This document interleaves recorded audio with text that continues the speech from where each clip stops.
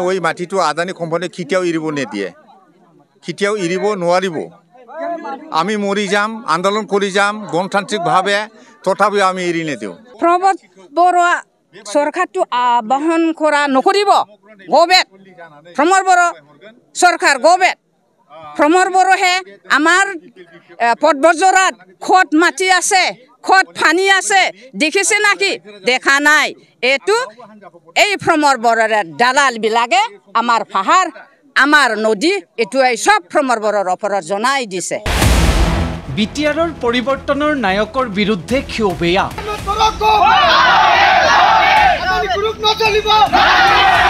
বিটিচিৰ UPPL BJP চৰকাৰৰ পদধ্বনি শুনিব বিচৰা নাই ৰাইজে, কাৰণ ৰাইজতকৈ আদানীৰ প্ৰতি মৰম বেছি। খিলঞ্জীয়াই যুগ যুগ ধৰি ভোগ কৰি থকা ৩০০০ বিঘা ভূমি আদানীক দিব। আদানীয়ে তাপবিদ্যুৎ প্ৰকল্প বহাব। ৰাইজৰ ভোটেৰে নিৰ্বাচিত চৰকাৰে ৰাইজৰ কথা নুশুনি আদানী প্ৰেমত মতলীয়া হোৱাৰ ক্ষোভত এই প্ৰতিবাদ। বিটিআৰৰ বাজবাৰীত আদানী গ্ৰুপক প্ৰদান কৰিবলগীয়া ভূমিৰ সন্মুখত বহি এই প্ৰতিবাদ কৰিছে ৰাইজে। ৰাইজৰ কথা মাতি দিয়া নহ'ব।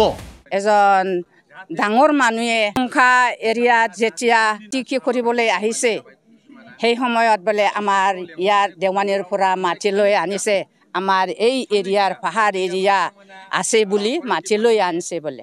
কিন্তু পাহাৰ হ'লেও আমাৰ যাই থকা মাটিটো এৰি নিদিব। ৯০ বছৰৰ পৰাই আগতে ইয়াতে বসবাস কৰি আছে। এইটোৱে চিন্তা কৰিছোঁ ৰাইজে 6 শিডিউল এৰিয়া এনে ট্ৰাইবেল ব্লক এৰিয়াত কেনেকৈ মাটি আদানী কোম্পানীত বিক্ৰী কৰিলে বা কৰিব বিচাৰিছে, এইটোৱেই মানে ৰাজ্যসকলে সবাই চিন্তা কৰি ইয়াতে প্ৰতিবাদ কৰিলে। ৰাইজৰ প্ৰশ্ন, গ্ৰীণ আসাম গ্ৰীণ বিটিআৰ এয়াই নেকি? আৰ এনেতো আমাৰ লিডাৰবিলাক কয় থাকে গ্ৰীণ অসম, গ্ৰীণ BTC কৰিবলৈ, তেতিয়াহ'লে ইমান ৬০০ বিঘাত কিয় মানে আদানী কোম্পানীক দিব খুজিছে এওঁলোকৰ? এইবিলাক দুঃখজনক বিষয়।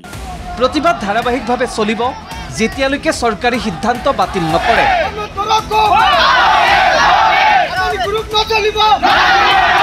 কিন্তু অতি আশ্চৰ্যজনকভাৱে অঞ্চলটোৰ ১৮খন গাঁৱৰ ৰাইজে প্ৰতিবাদ কৰাৰ পাছতো বিষয়টো সন্দৰ্ভত কোনো মতামত প্ৰকাশ কৰা নাই BTC চৰকাৰে। বিপৰীতে ৰাজ্যৰ মুখ্যমন্ত্ৰীৰ দাবী, ৰাইজে বেয়া পালে বাতিল কৰিম সিদ্ধান্ত। আমি এনেকুৱা বদনাম ল'ব খোজা নাই যে আমি কোনোবা ট্ৰাইবেলৰ মাটি আমি দখল কৰিব খুজিছোঁ। এই ৩০০০ মেগাৱাট শক্তি উৎপাদনৰ বাবে আন স্থানত আমাৰ মাটি ইতিমধ্যে নিৰ্ধাৰণ কৰা আছে। আমি মাত্ৰ BTADত ইণ্ডাষ্ট্ৰী যেনেকৈ এডভান্টেজ অসম হ'ল, ৫ লাখ টকা ইনভেষ্টমেণ্ট আহিব। BTADয়ে মনত ভাবিব যে গোটেইখিনি অসমে লৈ ল'লে আমাক একোৱে নিদিলে। সেইকাৰণেহে আমি তেওঁলোকক দিয়াৰ এটা প্ৰস্তাৱ দিছিলোঁ। কিন্তু তেওঁলোকে যিহেতু নিজে নালাগে বুলি কৈছে, আমাৰ অতিৰিক্ত মাটি মজুত আছে আৰু নৱেম্বৰত তাৰ আধাৰশিলাও হ'ব আৰু উদ্যোগটো আগবাঢ়িও যাব। গতিকে তাৰ কাৰণে আমাৰ জোৰ জবস্তি কৰা কথা নাই। কিন্তু ৰাইজে এটা কথাও জানিব লাগে, সেই ৪০০০ বা ৩০০০ বিঘা মাটি মাত্ৰ ৮০টা পৰিয়ালে ৰাখি থৈ দিছে। গতিকে ৮০টা পৰিয়ালে ৪০০০ বিঘা মাটি ভোগ দখলত থাকিব লাগে নেকি?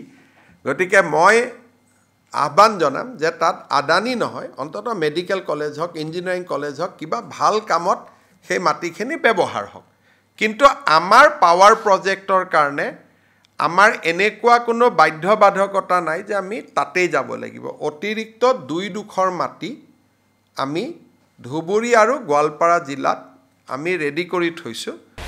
সন্মুখত নিৰ্বাচনৰ প্ৰাক্ষণত মাটিক লৈ প্ৰমোদ বড়ো চৰকাৰৰ বিৰুদ্ধে খিলঞ্জীয়া লোকে গো বেক ধ্বনি দিয়াটো সৰু ঘটনা নহয়।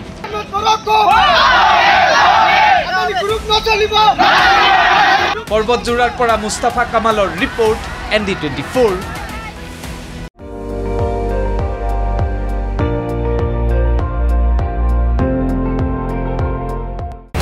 আপুনি চাই আছে ND24, সৰ্বশ্ৰেষ্ঠ নহয় সৰ্বোত্তমৰ দৌৰ।